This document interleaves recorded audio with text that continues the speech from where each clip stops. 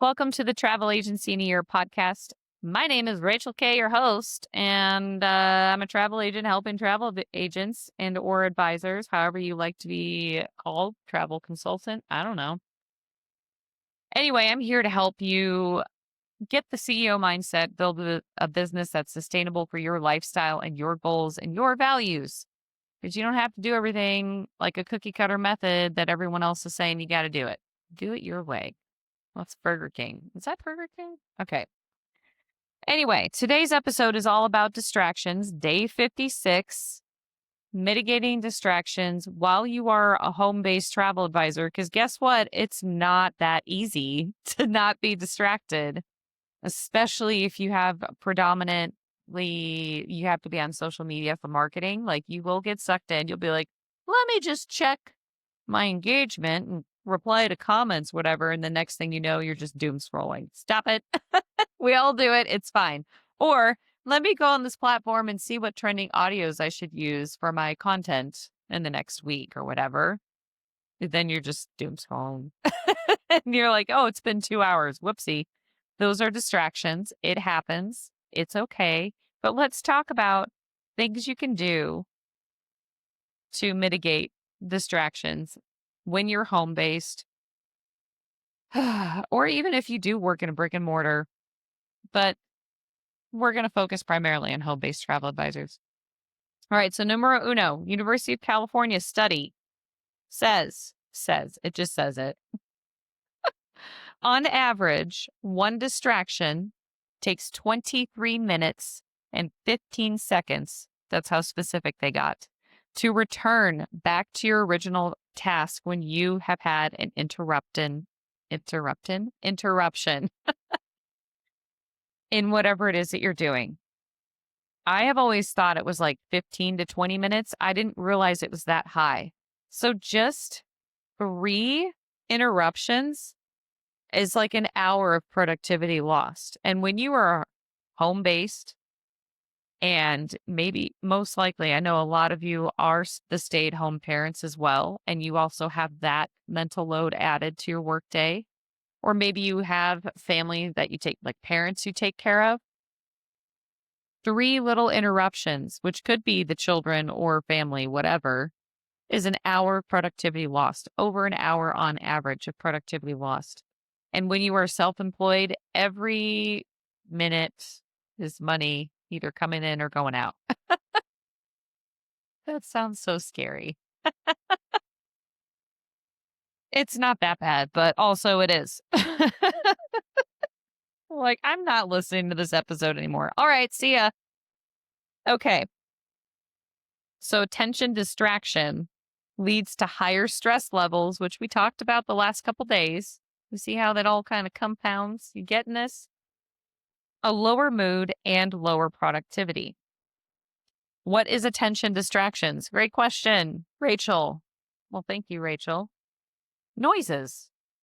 Random noises. It's going to happen. I used to live near a military base and I would just hear random booms when they were like testing whatever equipment.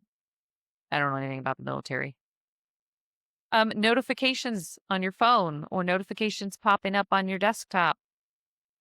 Anyone talking, kids fighting, the dog starts barking. Those are all examples of attention distraction. Even if you do work in a brick and mortar, just people talking to each other right next to your space can be a distraction because you're like, what are they talking about? What's going on? Maybe you know how to keep your head down. I don't know. The top distractions, though, are text or phone notifications, emails. Like if you have your email tab open and you constantly see the little ticker going up, up, up, you're going to be like, I better check that. Last minute meetings. Random people calling, be like, can you book me a trip right now? Social media, like we talked about with the doom scrolling, like, I'm going to get inspiration for content. And then you're just like 2 hours later, no, I'm not, but I am going to make this dumpling lasagna tomorrow.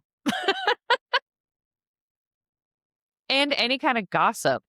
And it could be on social media. It could be a colleague calling you. It could be a friend that doesn't even work in the industry that wants to call and gossip. Gossip es the no bueno Do your best not to gossip. Nobody's perfect, but just try not to do that. Okay, so tips for distractions, limiting distractions. Like that's the information. Have a written plan of action written down on a notebook. Remember in a few episodes back, and if you don't, go back and listen. I talk about your CEO time and how you need to have that time blocked off so you can write down your decisions that you want to make for whatever period of time you're doing it for, weekly, monthly, quarterly, annually, right? I also like to, at the end of the day, plan for tomorrow. So I make a note of everything that like Monday, I do my tasks for the week, CEO time, my big tasks I got to get done. End of the day, I write down what needs to be taken care of tomorrow. First thing, I like prioritize that on top of my little weekly tasks. My weekly tasks, I try to limit to no more than like one, maybe two big things I got to do each day of the week, however long it takes. But at the end of the day, I'll say, okay, these payments came in. I got to process payments tomorrow.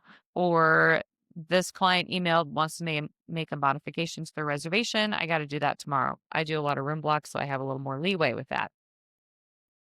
Um, Things like that.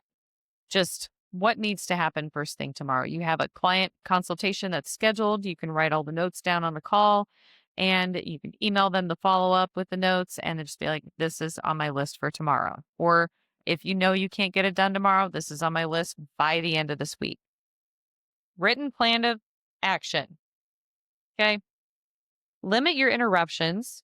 I like to have my phone completely all notifications off except for the most important people in my life. If they text me, I have a special notification that dings.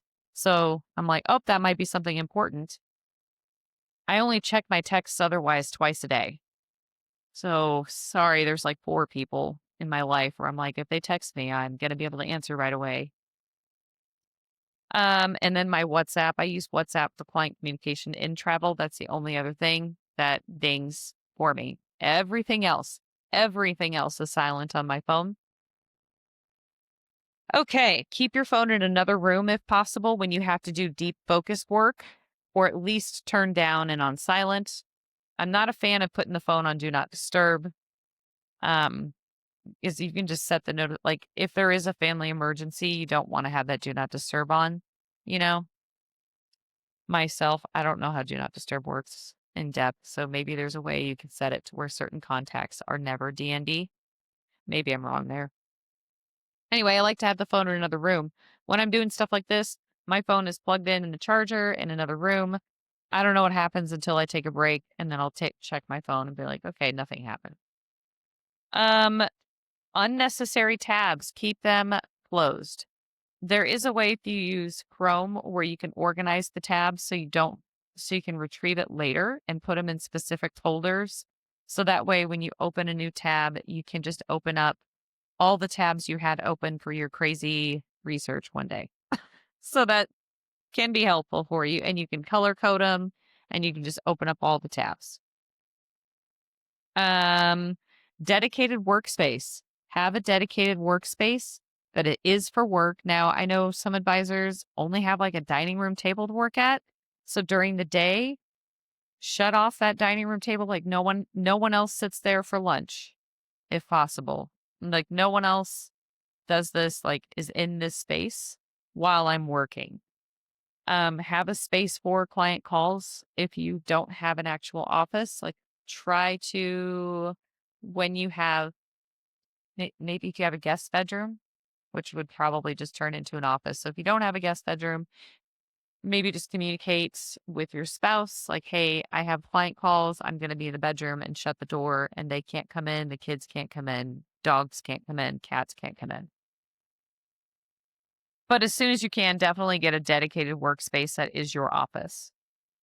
Take time every single day to check notifications, then give yourself a short break. So when I take a break, for example, I batch record these episodes. So when I take a break, like I need water, I need to use the bathroom, anything like that, the first thing I do is look at my phone, check emails, check texts real quick. I don't read any of the emails. I don't read any of the texts. I just say, okay, has anyone text me? Are there any emails that I might need to look at later on? Then I take my break. Then I go to the bathroom. Then I get some water, kind of walk around,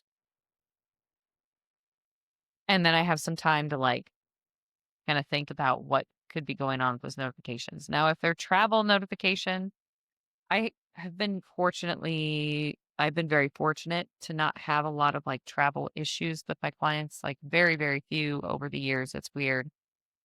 But I do understand on travel days, like the day of filming this, I have a group going to the Caribbean. So I haven't heard anything as far as I know. They're pretty much in destination right now, but I will check at their approximate landing time about an hour after to see if there's any issues as well. Okay. Personal communication is only during your free time. So there are some books, and at the time of recording this, one of them hasn't been published yet, but it's part of the same series.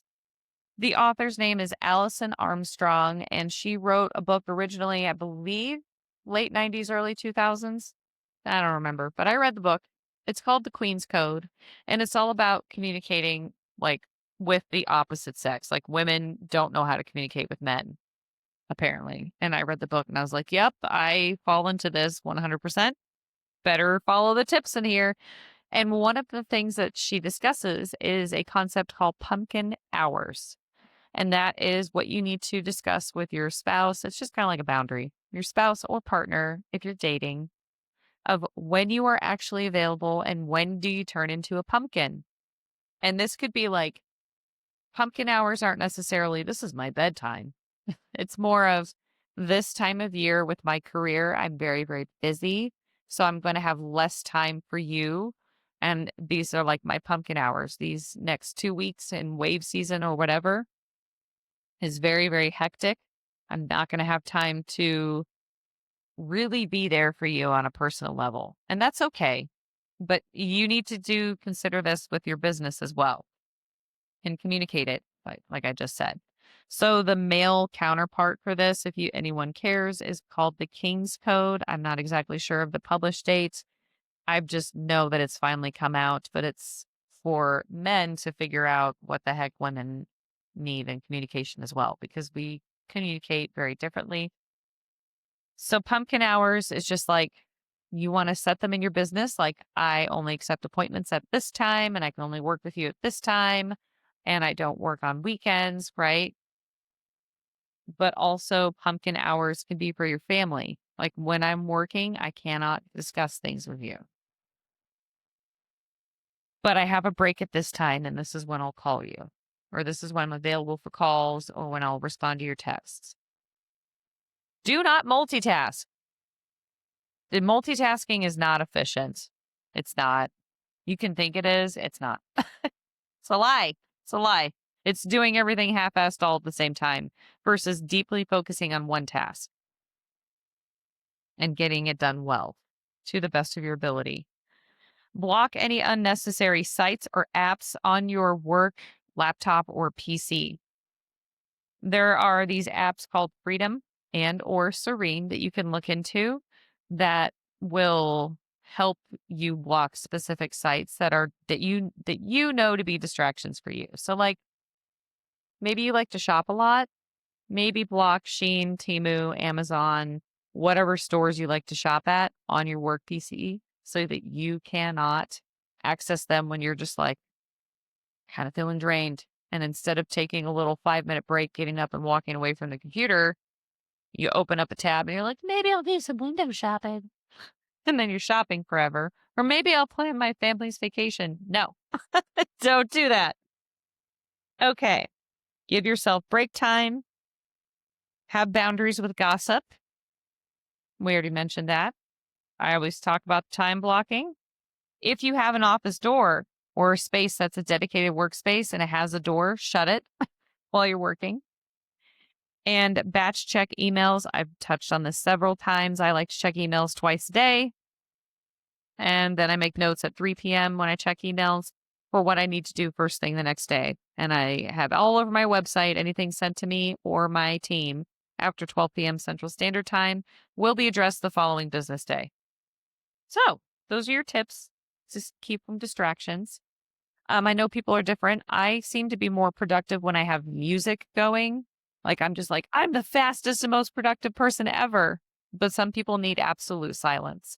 So things like that, I can't really say what's going to help you there, but these are all pretty basic tips that you can implement to get rid of distractions in the workspace while you're building your business. Okay. If you'd like more help, head over to elevatewithrachelk.com. Success Circle is like a pretty general program. If you want to set up your business, that's like the whole general program. But we have other courses for like group travel, some automations, how to charge a fee, like what your fees should start at, um, wedding and event planning stuff, all kinds of different stuff. And I hope you all have a great day.